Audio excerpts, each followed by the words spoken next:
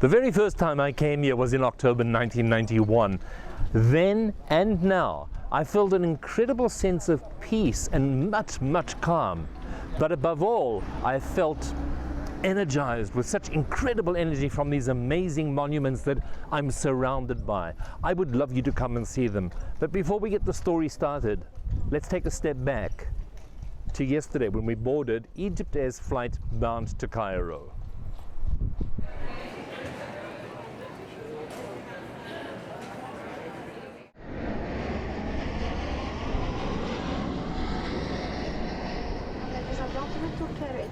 Shortly after arrival, we were on our way to the nation's capital, Cairo, a city of minarets, mosques and mystery. Where pyramids share tales of antiquity, Cairo is a city that never rests under the watchful eye of the ancient Sphinx on the Giza Plateau.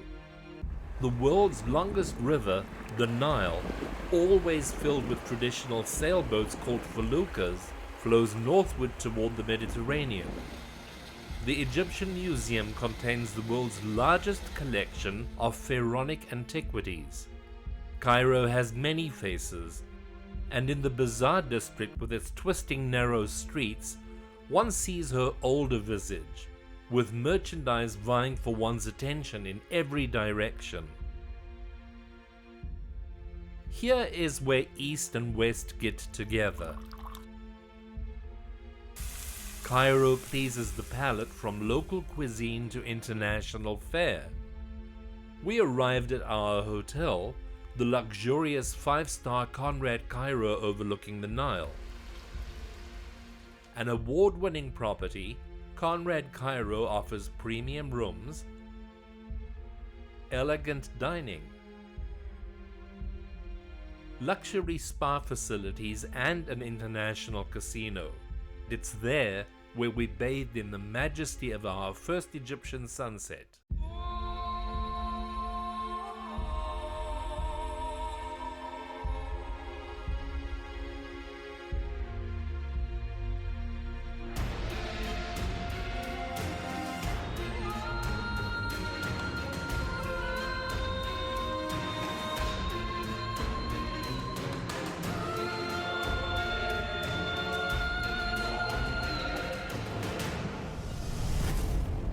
Hello, I'm Ken Vasquez, and you're watching the first episode of our 12-part series on travel to Africa on Africa Today TV.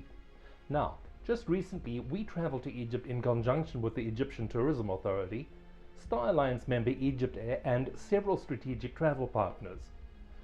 Egypt Air is a dry airline, and this means they do not serve alcoholic beverages on board, but it's a kind airline, and that is a word I want you to keep in mind, kind, for when you visit Egypt, you must make sure and become involved with local people, because in doing so, you'll come to realize that Egyptians are a kind and caring people, and they will do everything in their power to help you and to make sure that your visit to their country is a great experience. Throughout the episode, we'll offer travel tips and suggestions on what to do and to see.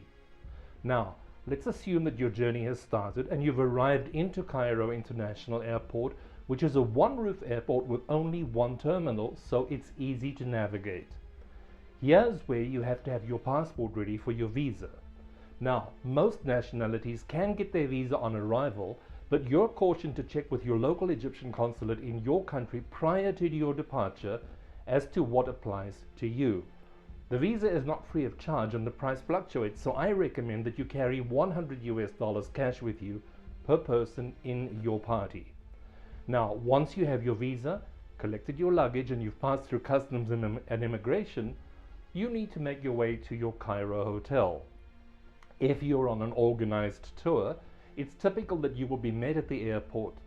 If, on the other hand, you're traveling solo, you can take a taxi from the airport to your hotel. Just make sure it's a taxi with a meter to avoid any misunderstandings with the cost when you arrive at your hotel.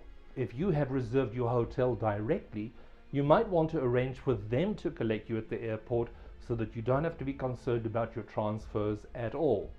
Now that we've cleared that up for you, let's return to our hotel and get the show started. Good morning again from another lovely day in Cairo. You know, the best thing to do to get your day started is to always have a terrific breakfast. So I have. Now, I'm going to show you the breakfast buffet here at the Conrad in just a moment. But what I've selected to get my day going and to get those sugar levels going is these amazing pastries. Wonderful, wonderful pastries. Of course, strong black coffee, just the way I like it. So honey and halva, pastries, coffee, and of course, good old orange juice. Bon appetit. I'm going to go and show you the buffet in a little while. But meanwhile, I eat. Breakfast is usually served buffet style like this. Fruit salad with muesli and an abundance of fresh fruits. Here's the honey on the comb and halva I told you about. There's a salad bar for a Mediterranean style breakfast. For better or for worse though, I always landed up right here at the pastry counter. And here, chef prepares eggs, pancakes, waffles, or whatever you desire to get your day going. So why don't we do just that and head off to the pyramids?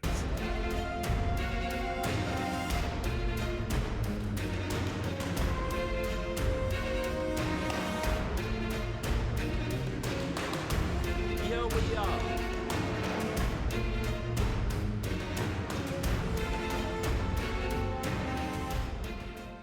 Everyone needs a friend to rely on from time to time. Unluckily though, I'm being nice. I chose this unfriendly fellow. Camel caravans outdate the memory of man in this land of sun and desert. Made me think how very lucky I was that this was not a long-term ride.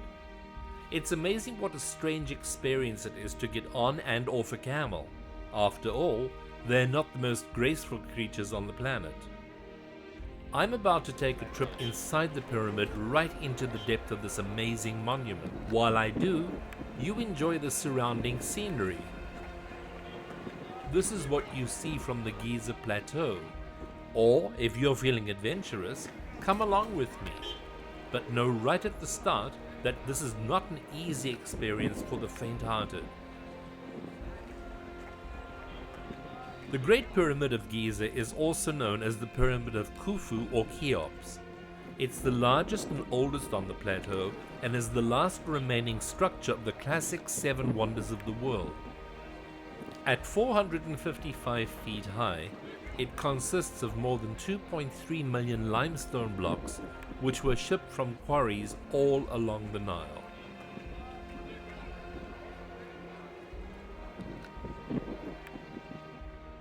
So here's something that I want to ask if you even realize. You know, you always see the pyramids, the Sphinx, and so on and so forth. But do you even realize the size of one of the blocks of granite that were used to build these incredible monuments? I stand 6 foot 1 inch from the tip of my toes to the top of my head. Now, look at me, standing against one of these blocks. There's all of this space above me still. Look at that, I'm stretching out my maximum. So this block is way bigger than 6 foot tall. Look at the width of it. I'm not going to go on my weight here because that's none of your business.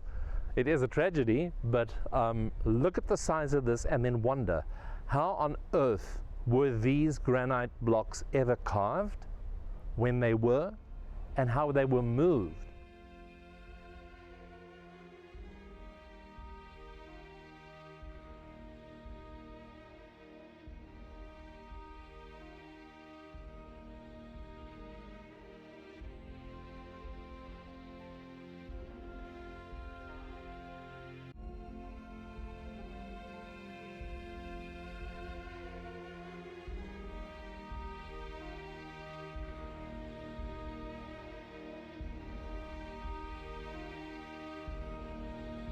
Finally here on the Giza Plateau, and we're at one of my favorite spots in the whole world.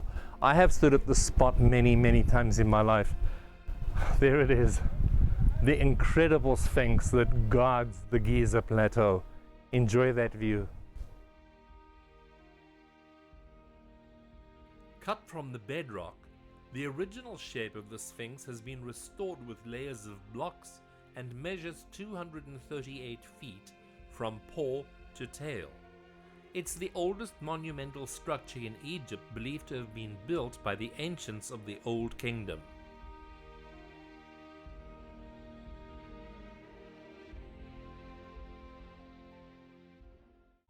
Coming up next, we take you to the Egyptian Museum to see the treasures of King Tutankhamun and a night stroll through the bustling bazaar of Khalil Khalili. Those pyramids still leave me speechless after all of these years. Now, here's a tip. To get on a camel at the pyramids is free. To ride a camel at the pyramids is free. It's when the ride is over and you want to get off of the camel that problems may arise about payment issues. So I suggest that you negotiate the all-in price with the camel owner before you board his camel, because you don't want to be stuck on a camel in the noonday heat. Trust me. Today's trend in travel is about health and wellness, so make sure to make time for yourself. Select a hotel from our online portfolio, which you'll find at attvtravel.com, where they offer luxury services including spa and relaxation areas, all at great rates. Now, let's head off to the museum and the bazaar of Khalil Khalili. Now, like with every revolution, and particularly in modern times, there is a beginning point and an ending point, and here in Egypt, both of the recent revolutions started right here on Tahrir Square. You may remember all of those vivid images of millions of people here. Well, Tahrir Square is located right across the way from the Egyptian Museum, which is probably a building that holds most of the world's most precious antiques. Let's go inside and see what we can show you.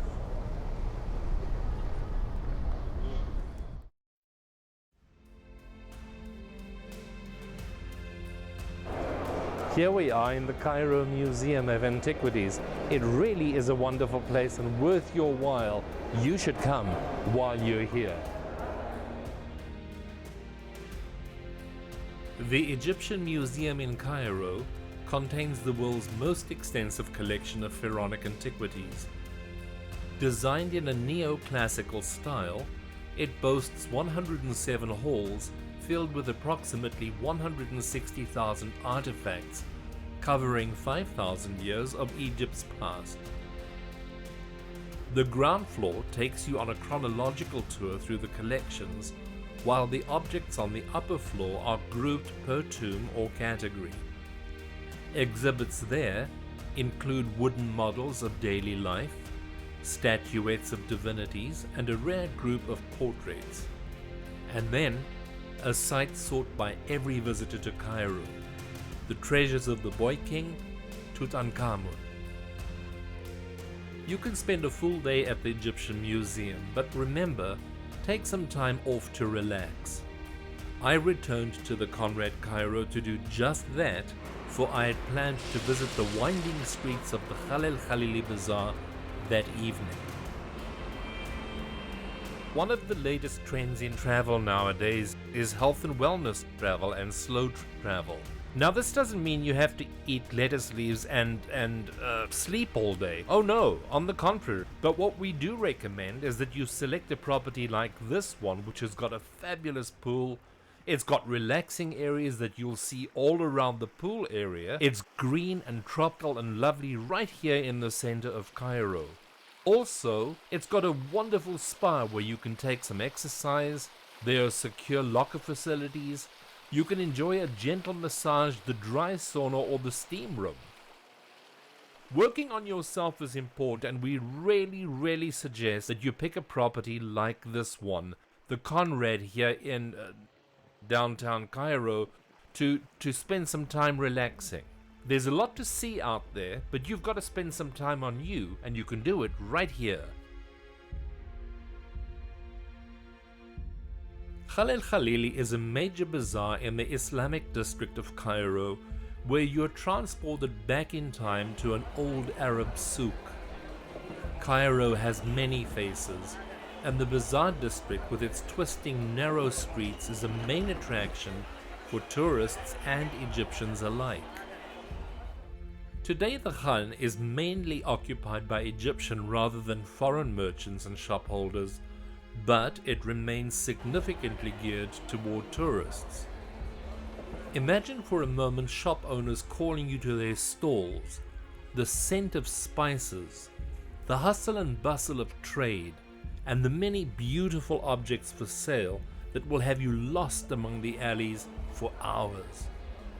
With merchandise vying for your attention in every direction, you can put your haggling skills to the test when buying statuettes, spices, souvenirs, silver jewelry, t-shirts, gala beers, belly dancing costumes, or anything else for that matter.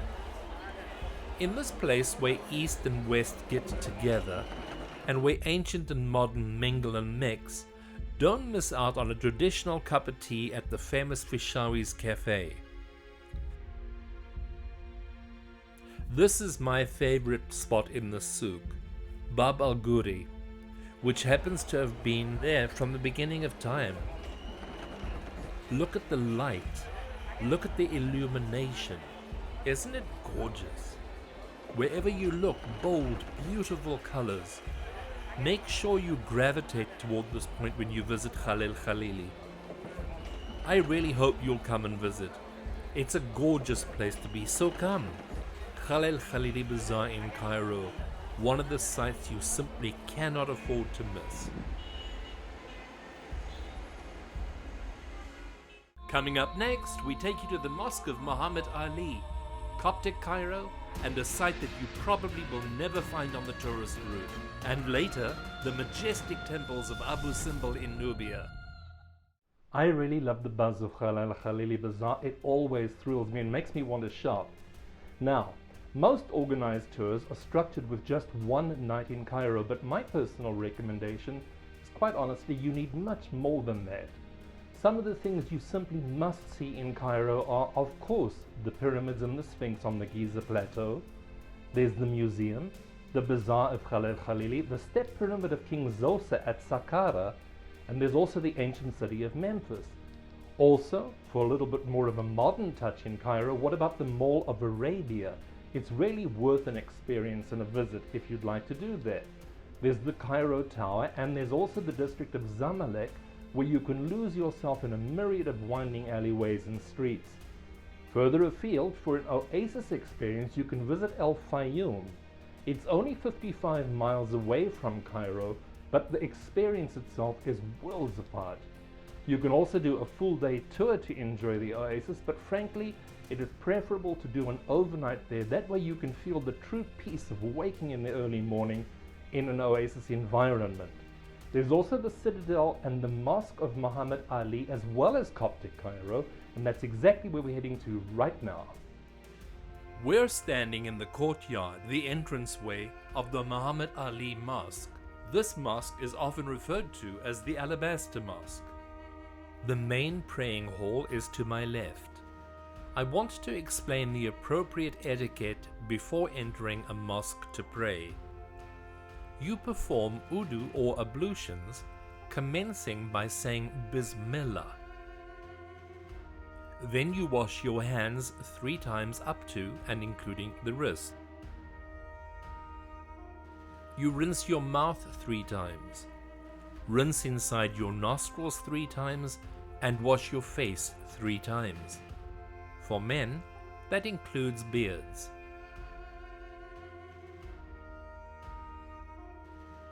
You wash your arms 3 times, beginning with your right arm from your wrist up to and including your elbow. Wipe your hair with water. Wipe your ears with water 3 times, including the inside of your ears. Wash your feet, beginning with your right foot up to and including the ankles 3 times. After wudu, you say, I bear witness that none has the right to worship except Allah, and that Muhammad is his place and messenger. Women visitors should have all skin covered. Ankle-length skirts or pants are required. Sleeves too should reach each wrist, and the head should be covered by a headscarf. Pants or skirts that are too revealing or clingy or tight should not be worn. Now you are ready to enter the mosque to pray, so let's go into this exquisite building. Please come with me. Built between 1830 and 1848, the mosque is gigantic by Cairo's architectural standards. Its prominent location and profile of domes flanked by a pair of slender high minarets contribute to its prestige. The Egyptians themselves place a great deal of pride in this monument. The architecture of the mosque is entirely Ottoman, and the grandeur of the single large chamber is enhanced by a circle of small lamps hung in the middle of the praying area above the main dome. Other smaller lamps placed elsewhere create a spectacle of grand light. From the citadel, you're afforded a splendid view of Cairo. Founded in 969 AD, the city's metropolitan area, with a population of almost 15 million, is the largest in the Middle East and the Arab world. It is the 17th largest city in the world. Coptic Cairo was a stronghold for Christianity in Egypt until the Islamic era, though most of the buildings and the churches in Coptic Cairo were built after the Muslim conquest of Egypt. The Ben Ezra synagogue is situated in Coptic Cairo and, according to local folklore, was built on the site where the baby Moses was found in the bulrushes. When you come on a Coptic tour of Cairo, it's so important that you have somebody who is knowledgeable, like the lady who is with me today. She's pointed out something I never knew. We're about to enter a church, we'll show you inside, but the Holy Family, Joseph, Mary, and Jesus, stayed beneath the level of this church at some point. We'll get some more history inside, but this is why a professional guide is to your advantage when you come to Egypt, and particularly in Cairo, because there's so much history. Let's go inside.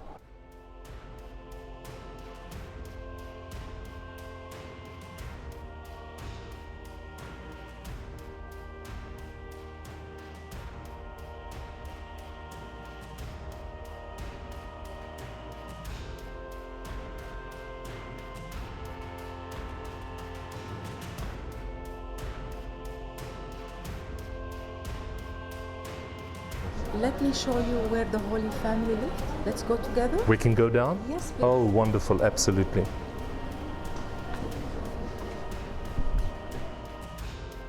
It is said that this is the well from which the Holy Family drank, and here it is claimed that this is the original ground that Jesus Christ and the Holy Family walked upon. The Hanging Church is one of the oldest churches and the most famous Christian church in Cairo. Founded in the 3rd century AD, the church displays 110 icons, the oldest of which dates back to the 8th century. Over the altar screen lies a long row of 7 large icons, the central one of which is Christ sitting on the throne. On one side, the icons of the Virgin Mary, Archangel Gabriel and St. Peter are lined up, and on the other, St. John the Baptist, Archangel Michael, and St. Paul. I received a blessing from the parish priests. Now I want to take you to a place that no one talks much about.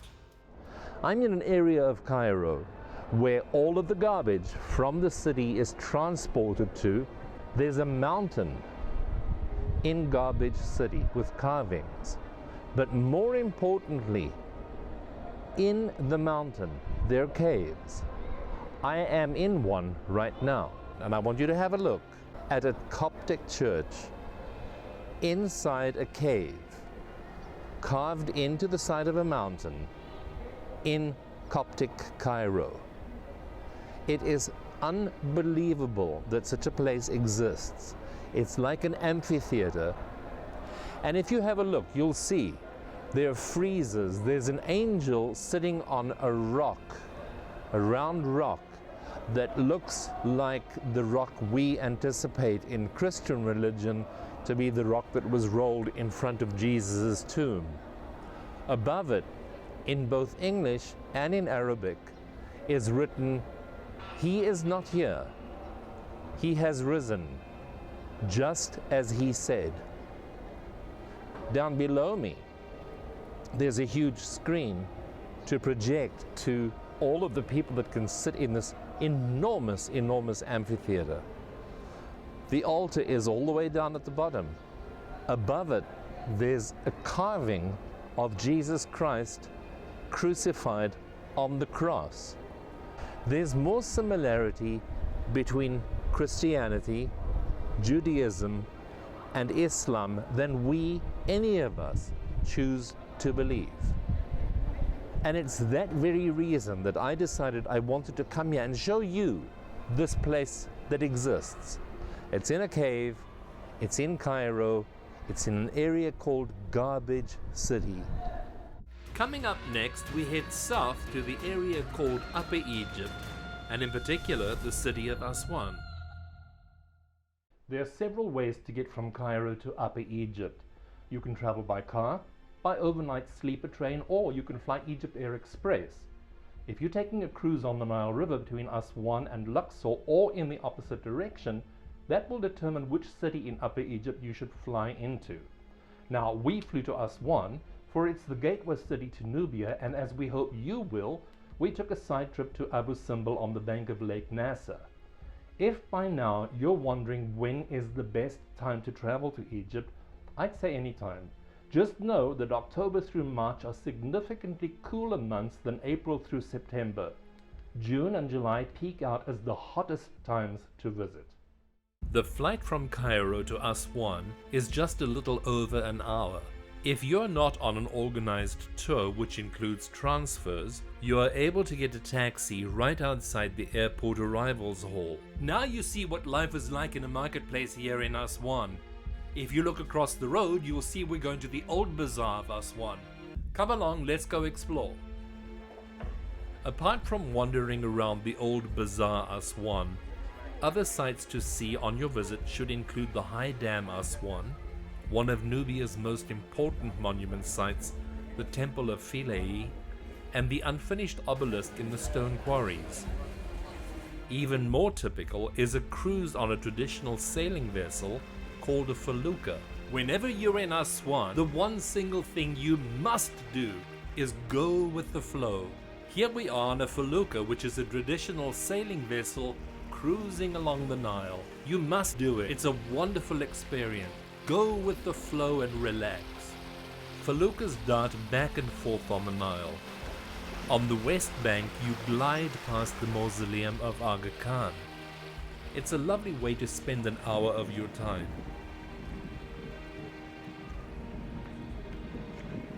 What always thrills me is passing this 19th century palace on the banks of the Nile. Now, it's the Old Cataract Hotel.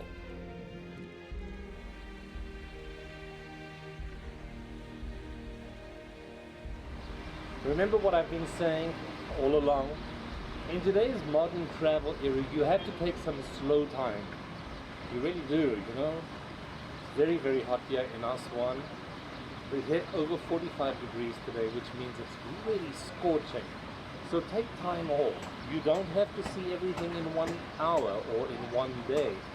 Spend a little time. Focus on your health and your wellness, because after all, that's what it's all about.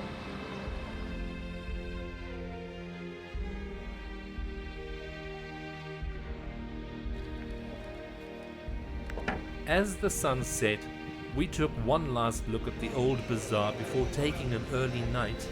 For the next day, we had an early flight to Nubia and the temples of Abu Simbel.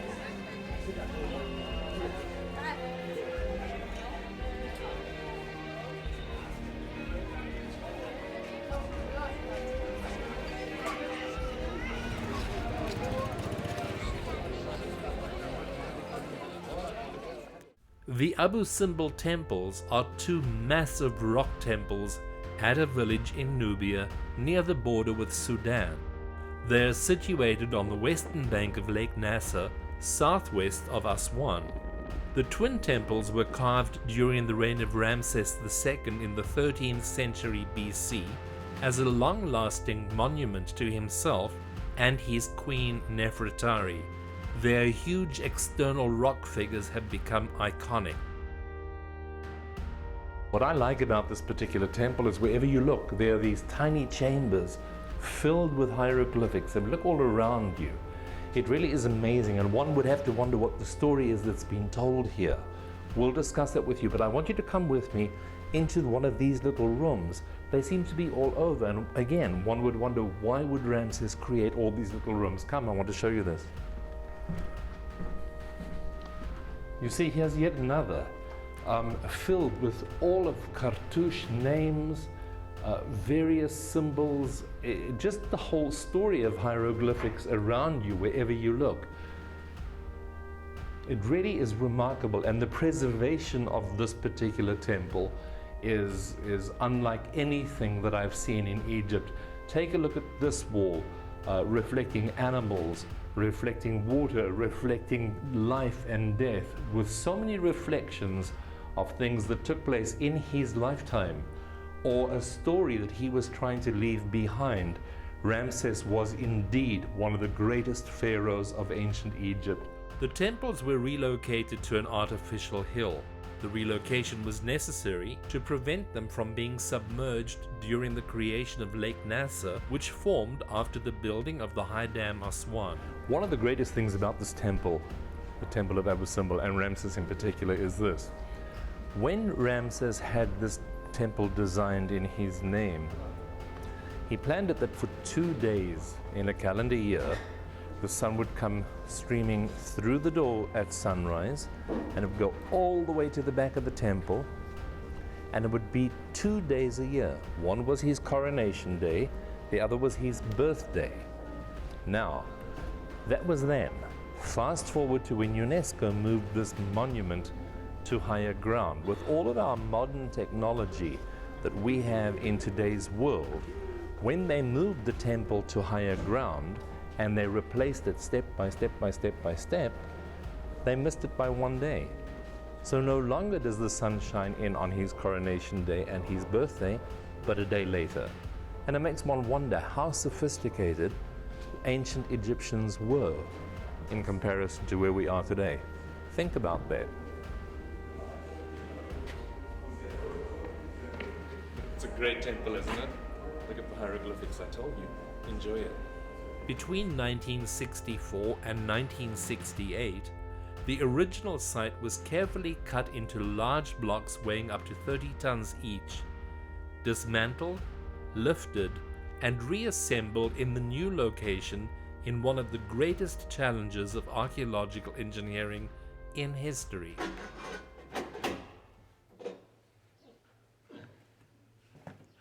Coming up next, we head north to Luxor, visiting the temples of Komombo and Edfu along the Nile. Nile cruises generally include stops at all of the temples and important sites along the way, no matter which direction you travel in. Let's head north from Aswan to Luxor. Once again, you can travel this leg of your journey by car, train, or Nile boat. Oh, and remember to keep yourself hydrated always. Bottled water is inexpensive and readily available wherever you are. You'll want to keep a bottle with you at all times, trust me. Oh, and yeah, don't forget to take sunscreen with you. There are several ways to travel from Aswan to Luxor. Some choose a Nile cruise, whilst others, like these lazy fellows, seemed to prefer traveling the 150-mile journey by road. Between the two cities, you stop and visit the temples of Komombo and Edfu. The Temple of Komombo is an unusual double temple. The building is unique because its double design meant that there were 2 courts, 2 halls, 2 sanctuaries, and rooms duplicated for 2 sets of guards. The southern half of the temple was dedicated to the crocodile god Sobek, god of fertility and creator of the world with Hathor, while the northern half was dedicated to the falcon god Horus. The temple is atypical because everything is perfectly symmetrical along the main axis. Building was started by Ptolemy VI between 180 and 145 BC. The scene on the inner face of the rear wall of the temple is of interest because it probably represents a set of surgical instruments.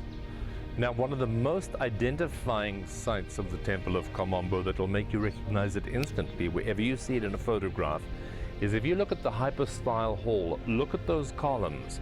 At the top of each column, there's a different carving, unlike those in Luxor, Karnak, and pretty much anywhere else you're going to see them. So if you see a still photograph and you're wondering which temple this is on the Nile, it's Kamombo, simply by looking at the top of the hypostyle hall columns, and there you will see a different carving at the top of each one.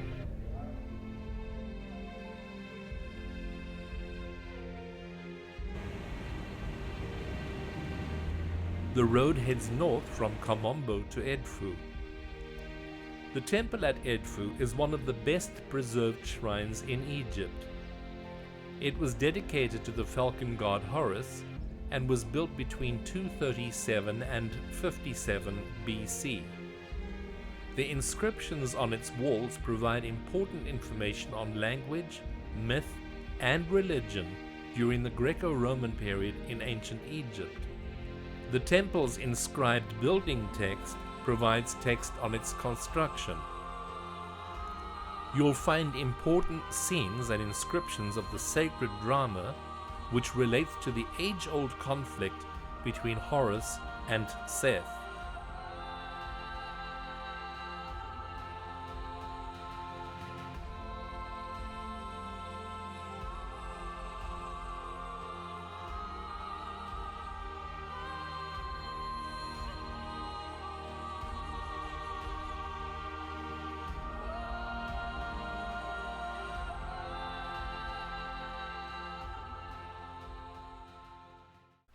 Finally, we arrived into Luxor and one of my favorite hotels in the world, the Hilton Luxor Resort and Spa. It is simply the most perfect Egyptian vacation destination. The facilities are designed for comfort and convenience, and unquestionably, they deliver. From scrumptious morning breakfasts to sparkling pools, a magnificent spa, and stunning sunset over the West Bank, there is simply no other place like it in Upper Egypt. Today's modern trend in travel includes health and wellness, and it is absolutely apparent that the Hilton Luxor Resort and Spa was created with that trend in mind. The staff are immaculate in every way imaginable and only want to please every individual guest. In an unusual way, they make you feel as if you're coming home to a caring, loving family. I had such a wonderful suite at the hotel, a living room, off of which was a bedroom with a king-size bed perfectly made with Egyptian cotton linen, and a bathroom which featured every amenity imaginable. I bet you're wondering what's behind this door. Is it a closet? No. Come and take a look. It's a spa. My own private spa with a massage table, an indoor jacuzzi for one, a foot spa and a private steam room. Outdoors on my private patio, a full-size jacuzzi, the perfect place to sit and relax and reflect on the sights you've seen that day.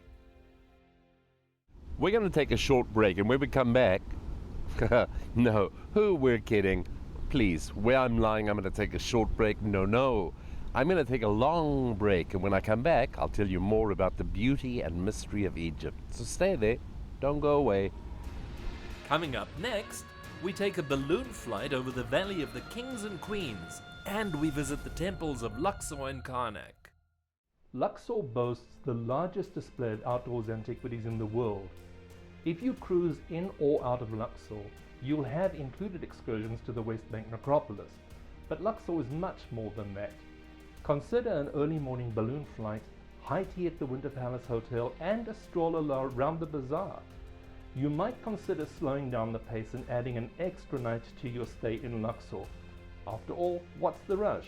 Remember the trend, health and wellness, and go for a spa treatment. If you're an avid golfer, you'll find wonderful courses along your journey. In Cairo, tee off at the Mina House Hotel golf course with its spectacular views. Down south, it's game on with several courses to select from. That's an early morning coffee if ever there was one. It's about 4:30 here in Luxor, and we're going to take a trip now by boat across the Nile River to the West Bank. There is where I assume we're going to go to the balloon launching pad and watch the inflations of the balloons before we drift slowly over the Valley of the Kings. It's going to be a great morning. Do come and join us.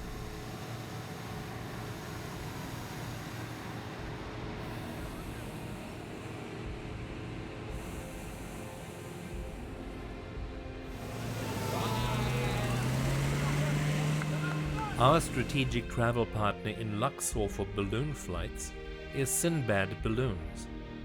They recommend that if you would like to make your stay in Luxor even more amazing, you should experience the joy of flight in one of their hot air balloons. And we agree. You'll enjoy an unbeatable view of Luxor and the Nile River from the air, away from the daytime crowds in the peaceful glow of dawn. Unlike me, don't forget to take your camera with you.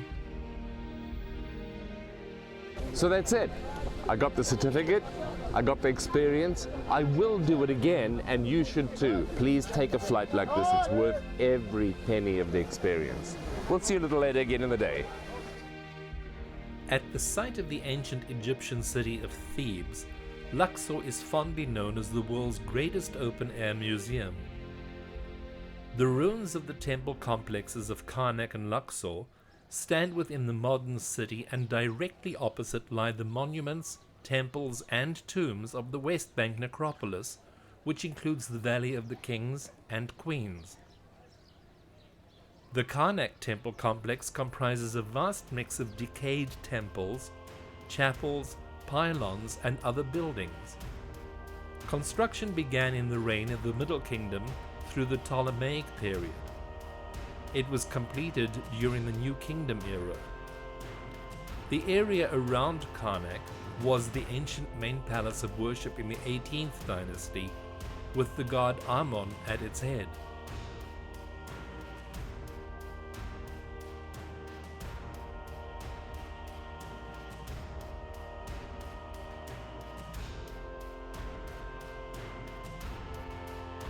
One famous aspect of the Karnak temple is the hypostyle hall with 134 massive columns, all arranged in 16 rows.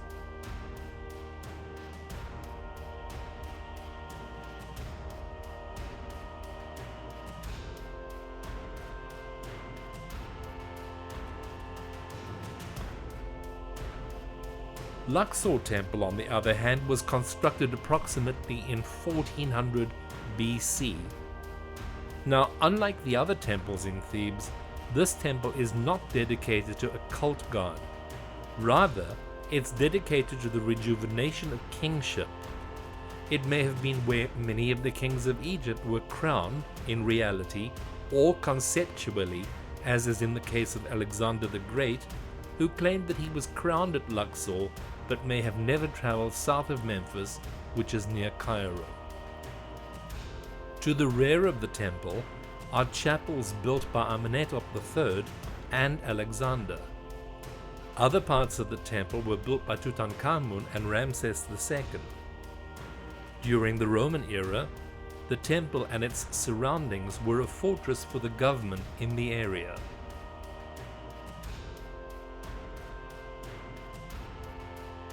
As daylight fades, Luxor Temple illuminates the way for you.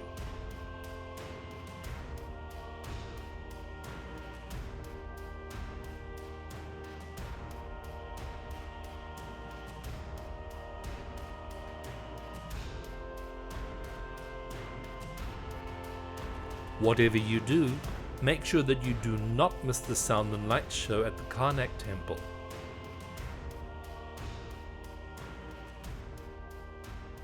Back at the hotel, Egyptian trance music duo Ali and Fila lit up the night with a party unlike anything that we had experienced in Egypt to date.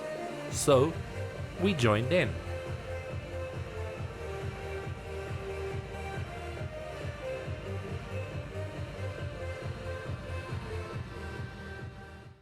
Coming up next, we visit the Temple of Hatshepsut, the Valley of the Kings, the Ramesseum and the Colossi of Memnon. Sightseeing on the West Bank generally takes place in the early morning hours due to the heat. Any arrangements you make on your own for travel in the region, make sure and check that the company you deal with provides fully qualified Egyptologists, for their wealth of knowledge can make or break your Egyptian experience. It is important to get an early start, which is what we did to get to the ancient funerary shrine, the mortuary temple of Hatshepsut. It's located beneath the cliffs at Deir al-Bahari. Hatshepsut was one of the most successful pharaohs that reigned over Egypt. She was the queen of Pharaoh Thutmose II. When he died, she passed the title to her nephew Thutmose III, who was a baby and next in line to the throne. That enabled her to dress like a king, even with a false beard, and began having herself dressed in a king's kilt and crown to assert her authority. She changed her titles to those of a pharaoh, eventually changing her name to the male name Hatshepsu. Under her reign, Egypt prospered, for unlike other rulers, she was more interested in ensuing prosperity and building and restoring monuments.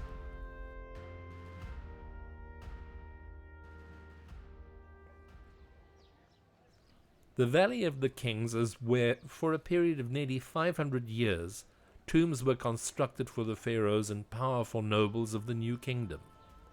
It stands on the west bank of the Nile, opposite Thebes, which is modern-day Luxor. Within the heart of the necropolis, the wadi consists of the East and West Valley. The East Valley is known to contain 63 tombs and chambers, ranging from a simple pit to a complex tomb with over 120 chambers. It was the principal burial place of the major royal figures of the New Kingdom, as well as a number of privileged nobles. The royal tombs are decorated with scenes from Egyptian mythology and give clues to beliefs and funerary rituals of the period. Almost all the tombs have been opened and robbed of their antiquities, but they still give an idea of the opulence of the power of the pharaohs.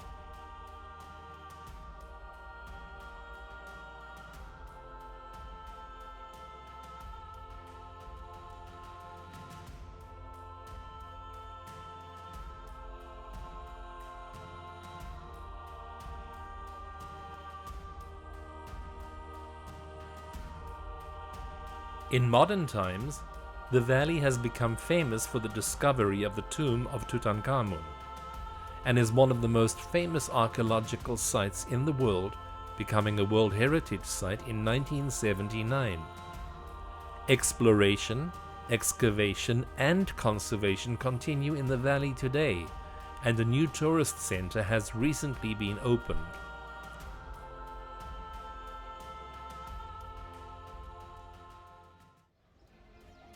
Ramses II constructed many buildings from the ground up.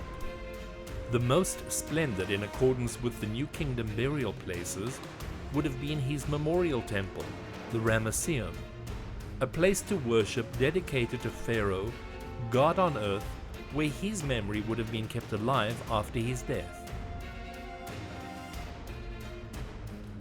The Colossi of Memnon are two massive stone structures of Amenhotep III.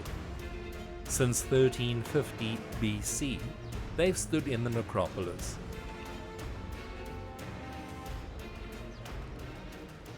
So you'll have come to realize by now that sightseeing in Upper Egypt must be done in the early morning hours to avoid the heat. By noon, you'll want to be back at your hotel or lazing around the pools, swimming, enjoying the spa facilities, or just relaxing and enjoying your afternoon, waiting for the sun to set into the desert over the Nile River. Coming up next, we'll return to Cairo, where we stay in a former palace at the foot of the pyramids on the Giza Plateau. Now, since we came from the United States, the direct flights back to the US leave Cairo in the early morning.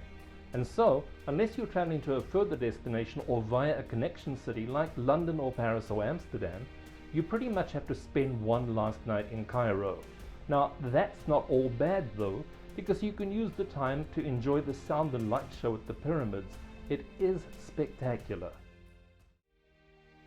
Back in the early 90s, when I visited Egypt for the first time, just as Tony Bennett left his heart in San Francisco, so too did I leave my heart at the Mina House Hotel, the closest hotel to the Grand Pyramids on the Giza Plateau. It will remain there, and I will always return. At about the same time, a young man named Tarek Lotfi, Egyptian by nativity, was visiting the pyramids and Sphinx with his family. He recalls pointing at the Mina House and vowed there and then that someday he would work at that place. As time passed, his dream came to fruition, and now he is the Director of Marketing Communications at the property. Wandering around the Mina House with Tarek is like taking a step back in time to the early 1900s. Tarek introduced me to this property that I love so much, but from an insider perspective one rarely is privileged to. Surrounded by 40 acres of verdant green gardens, this palatial hotel is located in the shadow of the Great Pyramids of Giza. Guest areas are embellished with exquisite furnishings, handcrafted furniture, magnificent antiques, and works of art from a bygone era which one rarely finds in today's modern hotels. The Mina House has played host to kings and emperors, heads of state and celebrities. Just 700 meters from the wonders of the ancient world, it offers unmatched views of the pyramids. You can gaze upon their magnificence from your rooms, from sunrise to sunset. Plush, elegant guest rooms enhance your stay, with facilities fit for even the most discerning traveler. Recreation options at the property include a heated swimming pool, a fully equipped spa and fitness center, and the most unique golf course in all of Egypt by virtue of its view. Regarded as one of the leading luxury hotels in Egypt, the Mina House combines the magical charm of a bygone era with an unrivaled service fit for royalty. Now you know why I always spent my last day in Cairo at the Mina House Hotel. Before we go, there's one more thing I want to share with you. Something that I feel sure will inspire you to strive to be your best. Described as Egypt's miracle, Al Noor Wal Amal is a 40-strong, all-female chamber orchestra.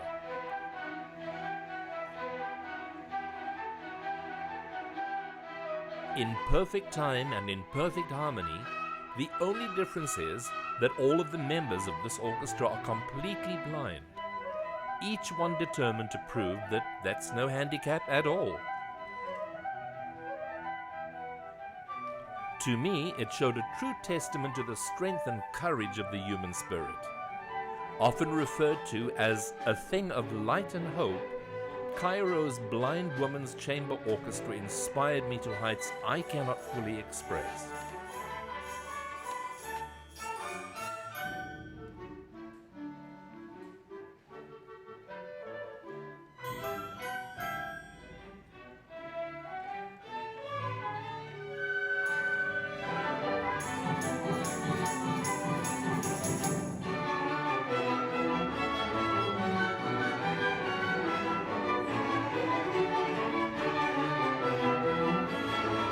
Remember this when you plan your visit to Egypt. Get close to the people, for it's there where the true beauty lies. You see, Egypt is not just ancient monuments. In Egypt, some things you'll come across are absolutely monumental.